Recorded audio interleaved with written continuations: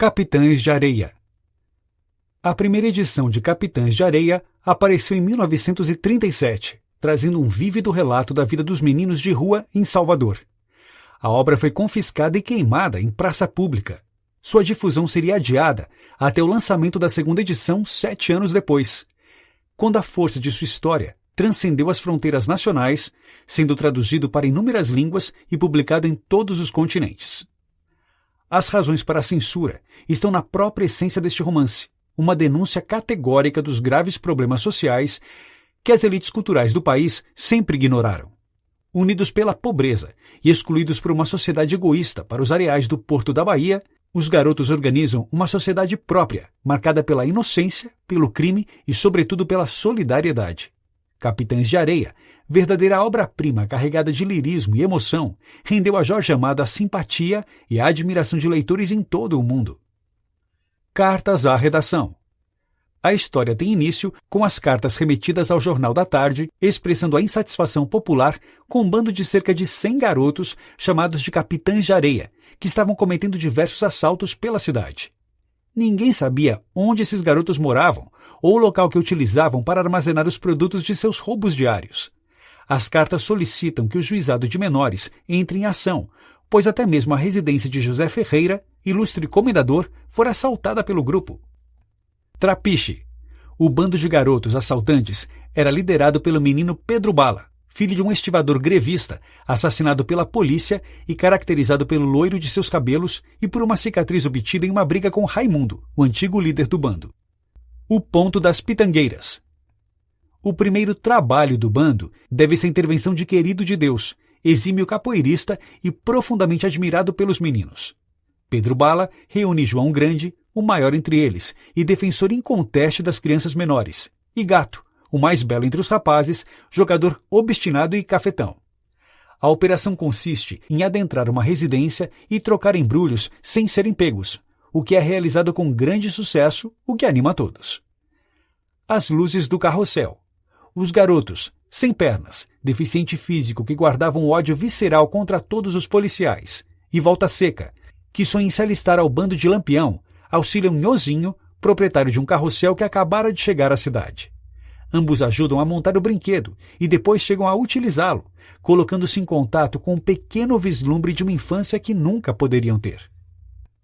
Docas. Em um bar, Pedro Bala encontra João de Adão. O amigo lhe conta os eventos que sucederam com seu pai, que acabou sendo assassinado em uma revolta. A similaridade com o destino de seu próprio pai o impressiona. Ao deixar o bar, Pedro Bala encontra uma menina e os dois se encaminham para uma praia, a fim de brincarem juntos. Aventura de Ogum. A polícia apreende a imagem de um orixá. Dona Aninha, mãe de santo, que sempre socorre os meninos em caso de necessidade, pede a eles para recuperarem o objeto sagrado. Ao colocar o plano em prática, Pedro Bala acaba preso. Para fugir da situação, convence os policiais que é filho de um estivador e que foi aprisionado por engano. Ao ser liberado, consegue recuperar o orixá e o devolve a Dona Aninha. Deus sorri como um negrinho. Prestes a roubar uma loja, o garoto Pirulito, de fortes inclinações religiosas, questiona-se acerca do fato de que está vivendo uma existência pecaminosa ao lado dos Capitães de Areia. Por fim, chega à conclusão de que não teve escolha, uma vez que essa vida lhe foi imposta pelas circunstâncias, e assim decide continuar roubando. Família. Um menino sem pernas aproxima-se de uma família que havia acabado de perder um filho. O objetivo era ganhar a confiança do casal e, a pretexto de pedir emprego, busca se inteirar do local onde eram guardadas as riquezas. E, embora tenha gostado dessa casa e se apegado à família, ele nada podia fazer, uma vez que já se encontrava demasiadamente comprometido com o bando. Depois de ter ajudado a roubar todos os itens de valor da casa, foge de volta ao esconderijo com o coração dividido. Manhã como um quadro. Pedro Bala, professor, o mais inteligente e o interessado em livros do bando, perambulam pela cidade na tentativa de ganhar algum dinheiro. Como o professor gostava de fazer desenhos, começou a retratar os transeuntes. Um homem que passava pela rua fica admirado com o talento do garoto e entrega-lhe o seu cartão, convidando-o a integrar uma escola de desenhos. Alastrim. A população pobre da Bahia estava sendo tomada por uma epidemia de varíola. 2 garotos do bando também contraíram a doença, sendo que um deles falece. O outro é enviado ao lazareto, local destinado a todas as pessoas doentes. O padre local é veementemente advertido por seu superior, o bispo, que o recriminou por esconder o fato de que um dos meninos estava com varíola. Destino: Pedro Bala e alguns dos garotos vão a um bar onde são frequentemente desrespeitados. Gato, porém, assegura que dessa vez as coisas serão diferentes, pois consumiriam.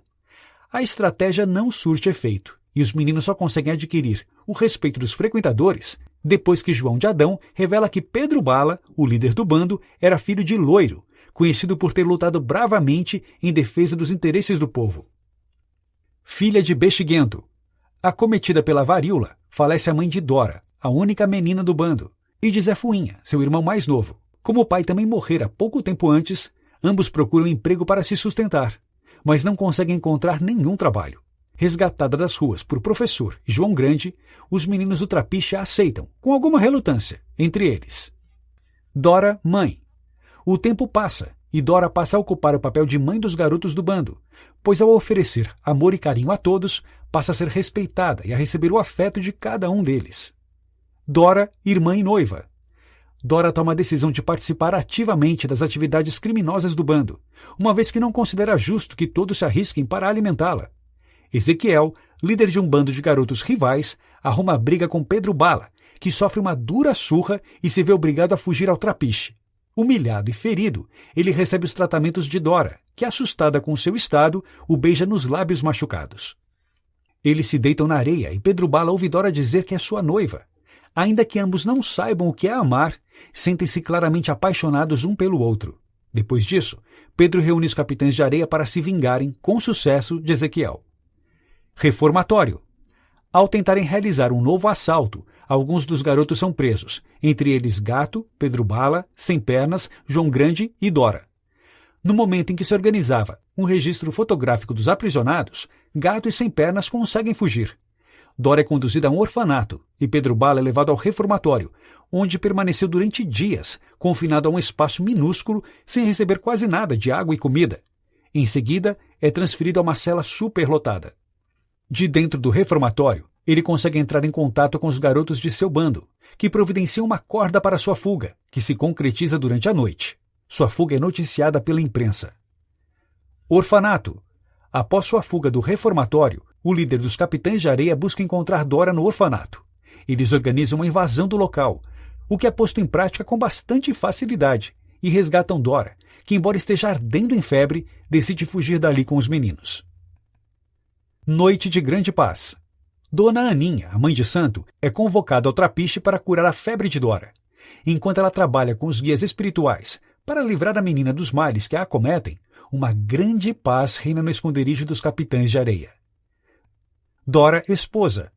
Dona Aninha não consegue curar Dora, que chama Pedro Bala para junto de si. Ela diz que não é mais uma menina e pede para fazer amor com ele, que, embora tenha tentado recusar, acaba sucumbindo à vontade de Dora e ambos se entregam ao desejo que os consumia há muito tempo. Ao acordar no meio da noite, Pedro Bala percebe que a garota estava fria e sem pulsação. Seu grito de horror atravessa toda a extensão do Trapiche. Querido de Deus se encarrega de transportar o corpo de Dora e o lança ao mar. Como uma estrela de loira cabeleira. Inconformado com a morte de sua amada, Pedro Bala quase se afoga ao perseguir a embarcação de seu amigo querido de Deus. Transtornado pela dor, Pedro Bala procura Dora pelo firmamento, pensando nela como uma nova estrela. Vocações. A morte de Dora serviu para fazer os meninos repensarem suas escolhas de vida e começarem a agir de outra forma para obter o sustento. Alguns chegam até mesmo a abandonar o grupo e tentar a sorte em outras paragens. Canção de amor da Vitalina. Um dos últimos crimes praticados pelos capitães de areia consiste em um roubo na residência de uma solteirona abastada, única herdeira de uma família extremamente rica. Na rabada de um trem, Volta Seca e Gato também deixam o bando, enquanto o Gato parte para Ilhéus, acompanhado pela prostituta Dalva, a fim de passar a perna nos grandes proprietários das célebres fazendas de cacau da Bahia. Volta Seca atinge o Cangaço e se junta a Lampião, seu padrinho. Como um trapezista de circo, durante um roubo, Sem Pernas é perseguido por policiais. Encurralado, sobe a um muro e de lá se joga, preferindo morrer do que se entregar aos homens da lei. Notícias de jornal. Uma série de reportagens conta as histórias dos garotos que saíram do grupo, como Volta Seca, Gato e Professor, que se torna famoso na capital federal a partir de uma exposição de quadros aclamada pela crítica. Companheiros. Um grupo de trabalhadores deseja desencadear um movimento grevista. Temendo a existência de furos no movimento, os grevistas chamam os capitães de areia para ajudarem a reprimir os dissidentes. Os atabaques ressoam como clarins de guerra. Após a vitória do movimento grevista, o estudante que contatou o bando continua visitando os meninos no trapiche. Com o passar do tempo, Pedro Bala se dá conta de um chamado interior, algo superior ao furto de objetos em prol da sobrevivência. Decidido, deixa o bando e abraça uma nova missão de vida: refazer os passos de seu pai. Uma pátria e uma família. Pedro Bala se converte então em um militante proletário.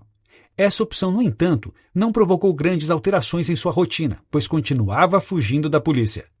A diferença, contudo, consistia no fato de que agora ele atua em defesa das pessoas que mais precisam.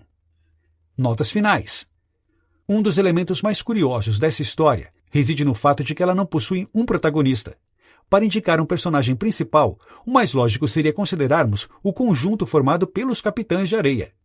As ações não gravitam este ou aquele personagem, mas a vida coletiva e as interações estabelecidas entre todos e o ambiente que o cerca. Para o enredo, o líder Pedro Bala, por exemplo, não pode ser indicado como mais importante do que o gato ou sem pernas. Cada integrante do grupo atua como uma faceta, uma parcela do organismo formado pelos capitães de areia. Por fim, cumpre ressaltar que essa característica, qual seja, a de priorizar o elemento coletivo em detrimento das individualidades, marca todas as obras de Jorge Amado.